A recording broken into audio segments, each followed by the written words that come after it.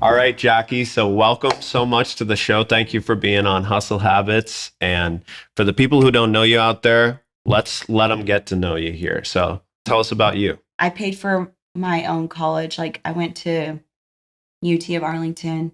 My dad was like, "You're making good money," because he knew I didn't need anything. Like, what am I going to do? Yeah. I don't need anything. So he was like, "You can pay for that."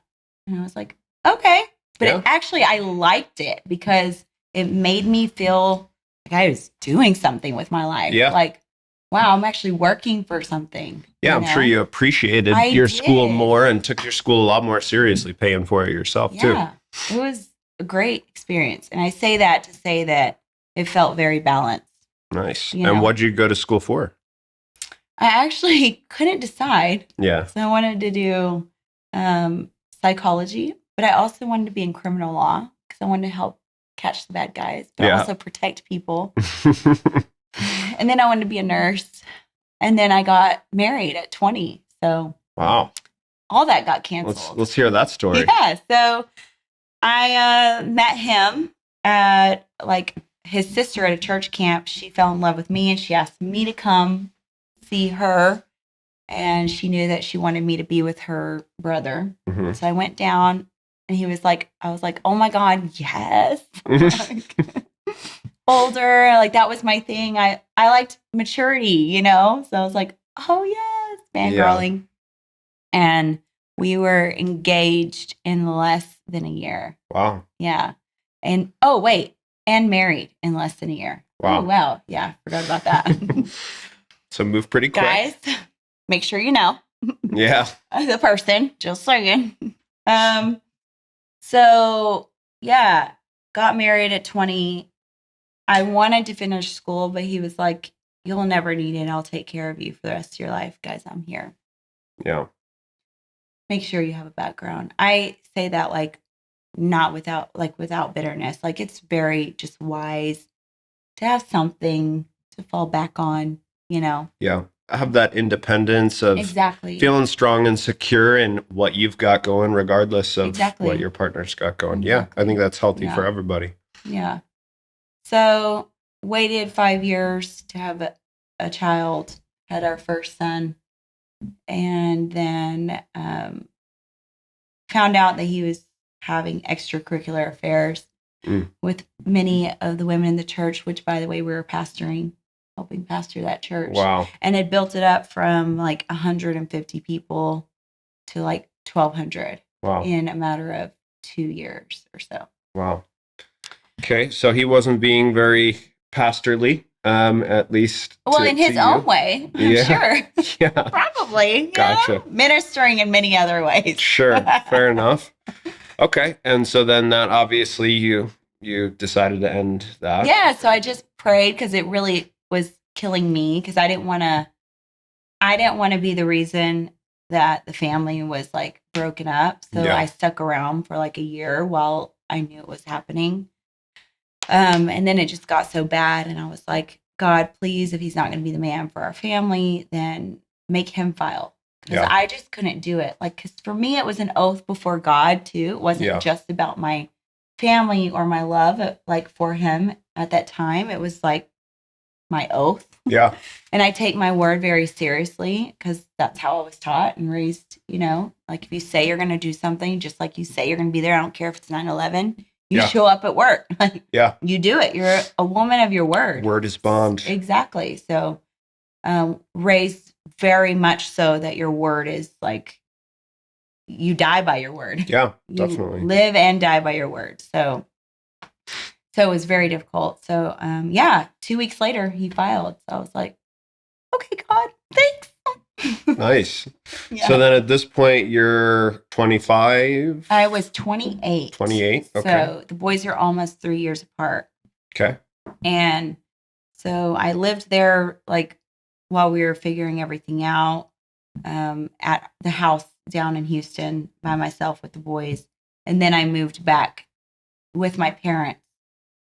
And I actually didn't work for like 3 years. And then the lady that it was just a lot. Like I also had an infant, nursing, blah, blah, blah. a toddler. Yeah. And thankfully I had a situation where I could go home to my parents and they could help me and be there for me, you know, in every way. Right. Yeah.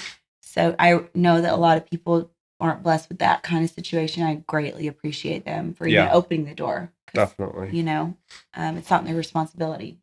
Yeah. But grateful. Then you found yourself at that point where you got 2 kids and you got support to provide. And so what's next? What was the next big move for you? So the lady that actually I got hired on for my first job, we kept a great relationship. She called me. She found out I was back in Dallas. And she was like, can you please come help me open up a boutique in Bishop Arts? And at first I was like, I just wasn't ready. I thought I wasn't ready, but I'm glad that she called me. It ended up being a great thing. And I was able to help her and became literally like her right hand with all 3 of her businesses and helped her run them all. And what kind of businesses were they? So one was a bar, one was a boutique, like home and clothing. And then the other was a restaurant, bakery. Okay. Actually 4. Oh, we opened up Parker Barrows as well. Helped, like we both would do interior decorating. I learned so much from her in that field as well. She's literally the most incredible businesswoman. Like she had her arm like cut off as a young baby. Wow. And she learned how to like live with just one arm. Wow. And a prosthetic. And she built a business out of like baking at her home just to provide extra income for her kids because her husband wasn't working. Literally. Yeah. Literally. Good. And built an empire. Like, nice. Incredible woman to learn alongside for business. So you learned a lot from her. A lot. And then you got to a point where you wanted to do something for you or what happened so next? I like my freedom. Yeah. I like to be able to go travel. I haven't traveled as much with our new, I would say the new opportunity at hand because it's a new field. I want to learn it all. Yeah. So I don't have any like regret of not traveling right now, but I would travel quite often, at least once a month. Yeah. Just because it's nice. Yeah. You should enjoy the world. Of course. I've had 2 experiences in life that taught me you have no idea. We don't even know what the next 5 seconds hold. Yeah. We have no clue. Our world can completely change. Yeah. And because of that, it's like, you better live it like life is meant for the living. Yeah. Not for the dead. For sure. So go live, make the most of it. And for me, traveling feels like living. Yeah. You know? So what were those experiences that you had that showed you how short life is? My first experience was the emotional one of finding out that he was cheating on me and also smoking and drinking, which at the time you have to understand we were supposedly like, holy Jesus. Yeah. You know what I mean? Like I didn't even cut my hair, dye my hair, never wore makeup. Like so he was not practicing what he was preaching. Right. Yeah. So it was devastating on a lot of areas, but you know, that was more than just like an emotional love. It was like I was devastated about like, what do you stand for? Yeah. Like how can you say that you do this and you don't really live it? You fell in love with this one person thinking it was had all these different qualities, and then he kind of showed his true colors. So. Exactly. And so that was devastating in itself. Yeah. And my world literally completely turned upside down so much that I would wake up every day and be like, is this a nightmare? This can't be real. Like, this is not my world. Yeah. So that was like the first thing, completely shattered my world. Like emotionally, I would even not know where I was. When I would go to the store, I'd be like, where am I? Yeah. Like, what am I doing? Just on autopilot. So more like trauma experiences like that. Yeah. The second one actually happened in July of 2020. I had been traveling. Yeah. I had just gone to Tulum for a week. Then I went to Miami and I was back home for a little bit. And I was actually on the phone planning my next trip to Miami. I was going to take a friend who had been going through like a difficult time and wanted to commit suicide. So I was like, hey, I'll take you, like all expenses paid, no worries. I just want, like, life is good. It's hard. We're born screaming. We're born fighting for our very first breath. It's hard. Yeah. Don't get me wrong, but it's beautiful and you have to find the beauty in it. But that's largely by the people you're connected to. Yeah. You know, that's where most of the beauty in life, I would say, comes from. For sure. Other than nature, I'm a big fan of nature. But, you know, I mean, without each other, then I feel like life isn't as beautiful. So that my wreck in July of 2020 even further, you know, enhanced that. Yeah. I was on my way to work out. I was going to my double workouts because I was really active and I loved it. And I got T-boned by a young girl. And I still have no memory of it. Like, wow. I have no recollection. I just remember leaving my house early, and I'm not usually early to work out. Yeah. And I was like, this is weird. I can't believe I'm going to go early, but oh well, maybe I'm supposed to be there early is what I thought. I'm very much like, maybe it's supposed to happen. Yeah. You know? Oh, the universe, God's doing it. Yeah. All the things. So I was like, okay, on my way. And the next thing I know, it's 2 days later, is my first memory. Wow. So and what was your first memory? Waking my up first memory is a glimpse of a memory. And it was FaceTiming. I could actually cry because it was FaceTiming one of my childhood best friends. Her name's Caitlin. And it's funny, like, those people are the ones that mean the most to you. Yeah. The people that have been there your whole life. Still a great friend to this day. But when I moved to Dallas, I was 6 years old, and she came up to me and she was like, hi, my name's Caitlin. Yeah. Immediately, we were instant best friends. Like, instant. We even had our 2 sons at the same time. Wow. By accident, but again, the universe, you know. So, yeah, she was my first memory, and not even my parents, which is kind of bizarre. Wow.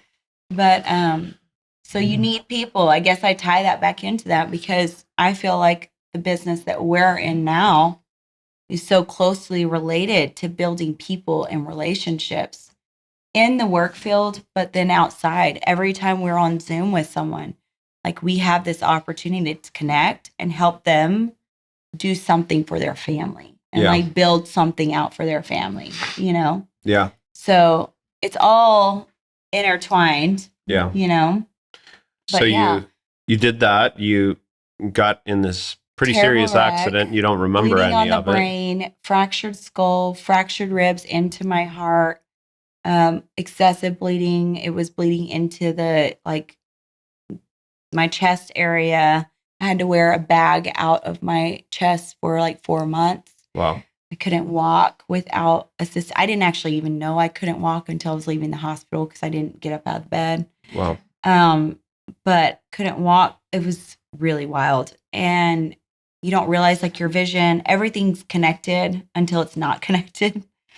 And my vision, couldn't see, which was one of the worst experiences of my life, I have to say. Like, that, not being able to see and thinking, because they couldn't tell me. They literally were like, we don't know if you'll ever get it back. Wow. That's how bad my injuries were. And the pituitary gland was shaken so bad. My sodium levels dropped. I was going into vegetable state. Jeez. So already it's COVID time still, and you can't have extra people in there. So I was fighting by myself, essentially, with an iPad, you know. Yeah. So it was really rough. And I, every day there'd be like a new doctor that came in because they couldn't figure it out. And they were like, so that was really upsetting, knowing that you were in it for the fight of your life, but also your body was like, whoo, I was bruised up. I had cuts. Like, I have a deep scar on my leg that they didn't even stitch up because the doctors were like, there's no point in fixing her if she doesn't even make it. Her brain is so messed up that there's no way she can, I mean, there's not no way, but they didn't say no way. But they were like, if she doesn't make it out of this, why are we going to stitch up her leg? Because it's the quality of life of someone in that position.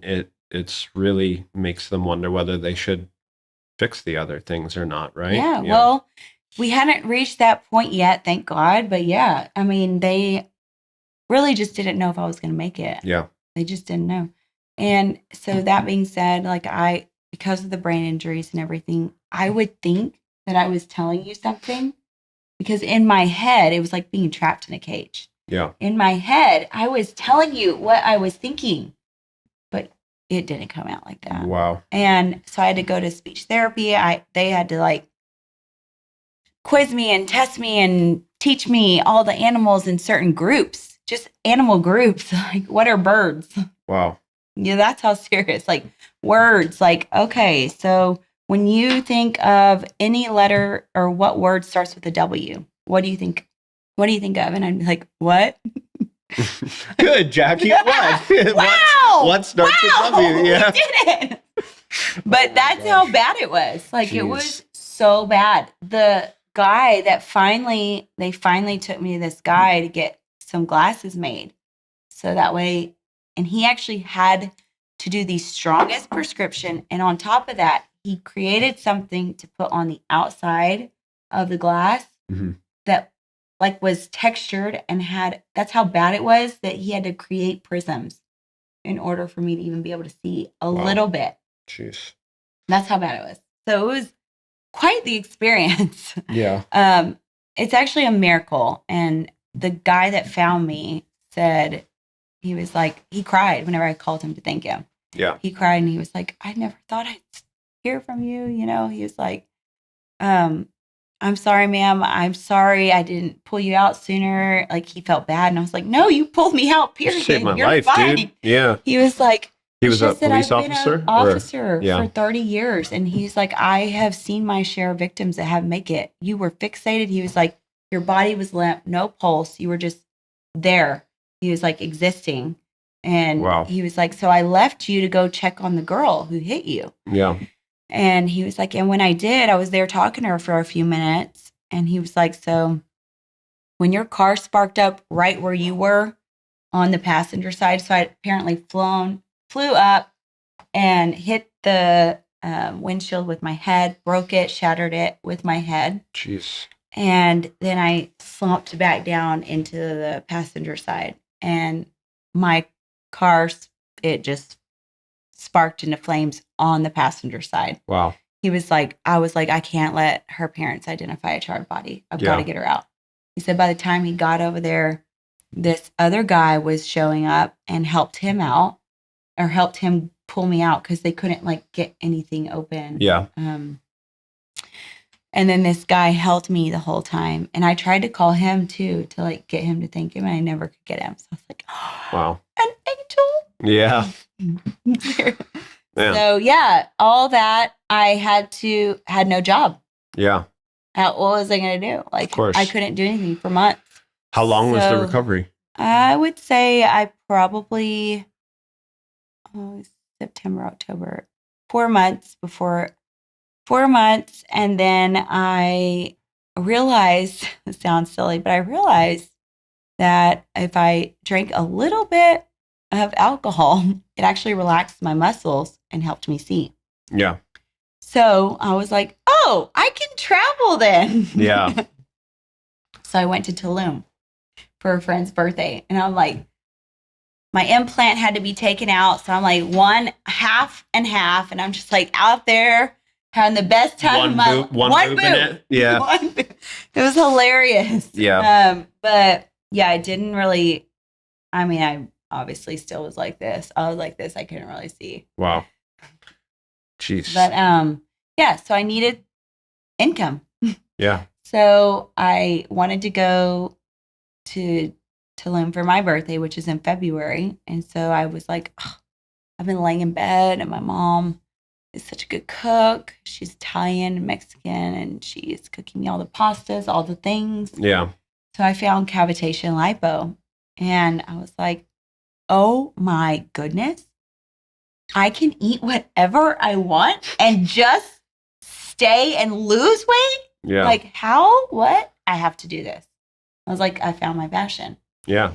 So I got the licensing, everything. Like I was like head in, like just going at it. And so that's how Luxe Contour was born. And that was your beauty lounge. Yes. Yeah. Okay. So that was February of 2021. Okay. And so at this beauty lounge, you were doing liposuction, you were doing... So non-invasive lipo, non-invasive butt lift, skin tightening, chin lifts. Don't look at me. I need to do one. And like, we would rent out some different rooms. So that way, so there was like a lash girl there, facialist, microblading. Nice. So all the things. That was the first business that you started, really. Yeah. Right? So that's the first brick and mortar that I opened. Yeah. I had a clothing line that I would like take and travel with to different conferences, like ladies' conferences and things like that. Mm-hmm. You know, women love to shop. Sure. So I did that like years before. But yes, this was my first like brick and mortar. Gotcha. Okay. And you were doing that for a bit. And then a little bit after that is when we met, right? So about a year later, you know, my friend's like, hey, Maria goes, I found something. I was like, oh, that's good. I'm glad you found it. Like, good for you. I love it for you. I'm here for it. Like, go girl, get it. I already know it's going to be amazing. Whatever you do is amazing. But even saying that, I just wasn't like, I was like, I like my freedom. I like to do whatever I want. That's why I wanted to work for myself. So I could do whatever I want to do, like whenever I want to do it. Yeah. You know? And she caught me. She called me a couple months later. She always was asking me or telling me. She was like, Jackie, I just really think this would be good for you. And I was like, I really love you, but I really don't. I just don't. And she was like, caught me one day and I was having a slow week at the business. And I was like, you know what? I have time. Like, why am I just, because my mentality was always like work, like just work, find. And my first experience that was life-changing showed me, hey, like, you don't know what tomorrow brings. Like, do it now while you can. Yeah. You know? So I was like, okay. And I took everything in life, like, okay, this is an opportunity. If it keeps knocking, I need to do it. Like, this is something for me. I would look at it like that. Like, it's for me. It's here for me. So I was like, okay. All right, let's do it. So it was April. Then I failed epically, largely because of the brain injuries for the life insurance course. I just couldn't remember anything. Couldn't retain. It's cool. I failed my first time too. It doesn't matter. Well, you know, 4 times. Doesn't seem to be slowing us down. Yes, we're in it to win it. Yeah. But, you know, I say that because it doesn't matter if you do fail. Yeah. Like, failure is just, it really is just a stepping stool. Yeah. It's just the next stone. You want those little small failures. Obviously, you don't want to be a failure because that's who you are, right? Yeah. But a failure in your life is just a moment that you can learn from and be more successful when you go around and try it again. Yeah. You know, failure as a person, that's just somebody who accepts it and stays there. Lives in it. And lives in that moment and accepts it for themselves. So, definitely. I was like, well, my parents have a picture of me climbing a rocky mountain with goats at some park where animals were. No one was supposed to be up there, by the way. Yeah. And they were like, we couldn't get you down. You were so determined. Yeah. So I've always had a very strong determination. Like once my mind's set, it's set. Yeah. We're not stopping. It doesn't matter how many cuts, bruises, bumps. We're going. So you talked with Maria some. You talked with me once on the call. So what was it that really stuck out to you? Because I want to apologize because when you called, we were supposed to have this interview, and I didn't realize like what amazing person is calling me. What? This guy who built something up from ground zero, like couldn't even buy your lunch to millionaire, and like that alone, just like so much respect. It's not about the money. It's about the work ethic. You know, it's like, oh my goodness, like the level of work ethic. Yeah. And I was like, oh my God, I was busy preparing for another client. Yeah. I remember doing your interview and you were kind of like nonchalant, bouncing around your beauty spa, doing your thing, kind of giving me that impression like you didn't really have time for me. And like, if you weren't Maria's friend, I gotta be honest, if you weren't Maria's friend, I would have just probably hung up on you and been like, I don't have time for this. No, really. But Maria was like, no, she's just, please just do the interview. I was like, all right, for you. I got you. And that is, oh my God, something I need to grow in because I value my time so much. I was like, oh my God, like I'm just trying to make time for you guys. Like,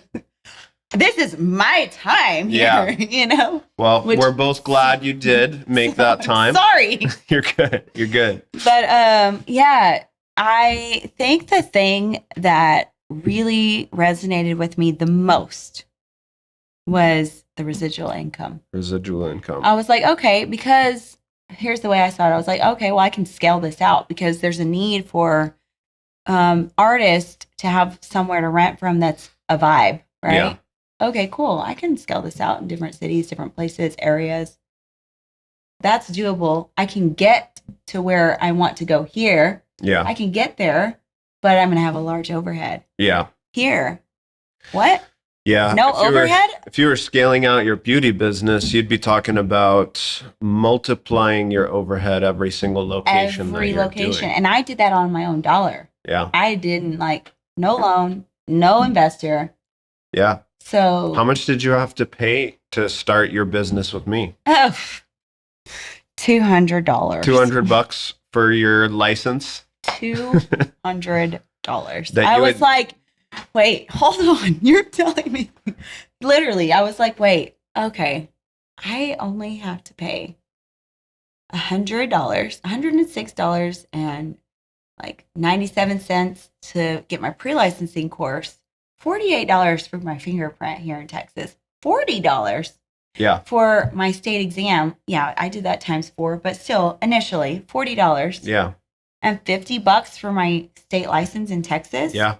And even if you weren't still working with us and something didn't work out, you still have that license. I have it's still the license. your it's an license. Investment. It's not for us. It's yours. So exactly. So basically nothing. And now that you've been here a year and you're running an awesome team with some incredible people that are working with you, and you got a team of I think 8, 10 people now. It's expanding actually every day. Okay. We're getting close to 16. But how much overhead do you have now? Yeah, so I have essentially, if I didn't want to have overhead, I wouldn't have any overhead. Yeah. But obviously, you want to expand and help as many families as possible. So my overhead is getting new state licensing. Yeah. Expanding. Whenever we're obviously growing a team, we want to be able to invest back into them. Yeah, so bonuses and incentives and stuff that you pay to your people too. So when I see them hit their first big number, I'm like, right back at you, baby. Yeah. That took work. I know what it took. But as far as office, nothing. Home office. Yeah. I get to tax write it off. Yeah. Write off my Wi-Fi. Write off anything, my space at my home. What about leads and clients and stuff like that? Exactly. Nothing. So I don't have to pay for anything. That's what I love about the business. Going back to what drew me in. Yeah. Residuals, number one, because once you have kids, even without kids, you know that if you can find something where you can invest yourself, but also that investment will continue to pay for the next 30 years. Yeah. Why would you not try it? Even if you don't like it, that's my question to everybody. Why not try it? Yeah. You've tried maybe raves, all the things. Yeah. You've tried everything, right? But why not try something that could invest in you and into your future? When we even provide a business model, we provide leads. You don't have to pay for them. I mean, that's huge. I know actual insurance agents right now that have to, pay $2,000 a month just to make $2,000. That's low end. I know. Low, I know. Yeah. agents who are paying 5 figures a month in leads for themselves. For themselves. Sure. Yeah. And it's just insane. Yeah. So yeah, the leads, the culture is what made me actually fall in love with the place. Which made me close my brick and mortar. Yeah. I still have it. It's all like mobile.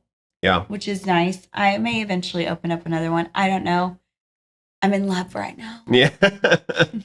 So the culture is what really sold you consistently. So where'd you get that? The culture began when you believed in me to go for 50K in a month. I actually didn't even know that I should believe in myself. Yeah. It's not that I don't believe myself. I actually love myself very much.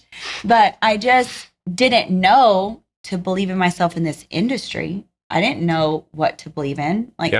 What am I supposed to do? I just thought I'm supposed to write business and help people, and be better at that, hone in on those skills. That's all I thought I needed to do. And then maybe help somebody else find this mission and help somebody else realize this is a great opportunity for your life, for your future, for your family. Yeah.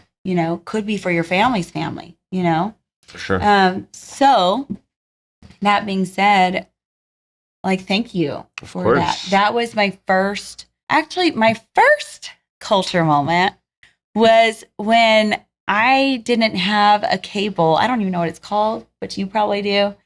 That I didn't have something to connect myself to have better Wi-Fi. Ethernet cable. Yeah. Yes. And you got me an Ethernet cable to help me because you knew what you were doing and I had no idea what I was doing. And I was just there, but you saw I was there. I was like, you know what? I'm in it 10 hours a day. I was giving it all that I could for every day that I could.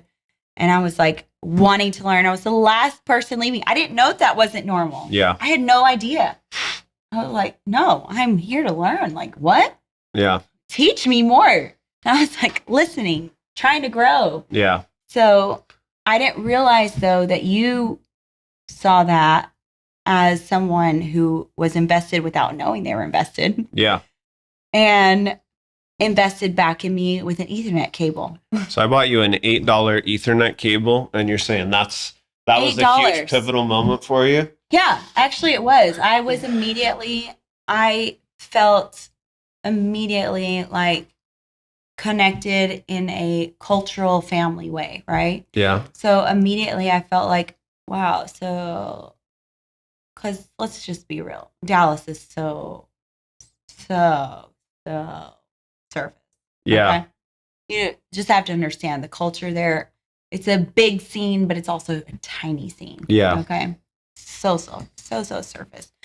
So finding someone that actually cared just about you as a person, but that was connected to your business, which was connected obviously to your paycheck, which would be connected to your family. Yeah. You have to understand it's a tree, right? Basically just that small gesture just showed you okay, I'm not just talking the talk. I actually got your back. If there's something that you need that's going to help you out, then I got you. I was wow, this guy's pretty legit. I was oops, I'm sorry. But I wasn't there for the interview really. Yeah. Well, you did. So then go ahead. Did that. Yeah. And then it was the next pivotal moment, what I would say was you believing in me, telling me to go for 50K, knowing that I had never even written 10K. Yeah. And I don't now being in the business, I understand all these mechanisms, right? Yeah. But then I was oh yeah, Joe believes in me. I believe in me. Woo! Let's go. Heck yeah. Go team, go. And I was I'm about to represent him. What? Well, it worked. You had your best month ever. Yeah. You made incredible income that month, and it was huge for your team too. It was amazing. So. It was amazing. And then I would say my next cultural moment, I want to throw this in there because it does come from the head down all the way at AO. I'm going to mess up their names, but Vannekamp, Hill, Dustin, James, Rob. Yeah. Yes. And Pastor Rick, Pastor Rick, Brother Andy. I'm just kidding. You can feel the genuine care Yeah. for every agent.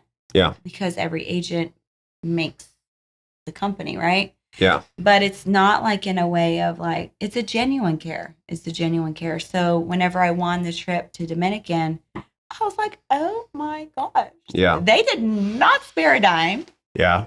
Because like I said, I've been traveling for some time in my life. Yeah. Well, that's where, that's why we have to make sure our people really do so well, because getting to meet my partners there is, like you said, it's incredible. They're some of the most genuine people, but they're very busy men. I can't just book a lunch or a coffee for us tomorrow with them. So if you really want to meet them, you got to get yourself to one of these incentive trips. And so that's my goal right now, is to put everything that you've taught and apply it to our team so we can grow. I think you're the same person as far as like, you wouldn't have been able to get from here to here had you not said, okay, maybe we can add this to the structure. Maybe this will change. Just recently we updated some stuff. Yeah.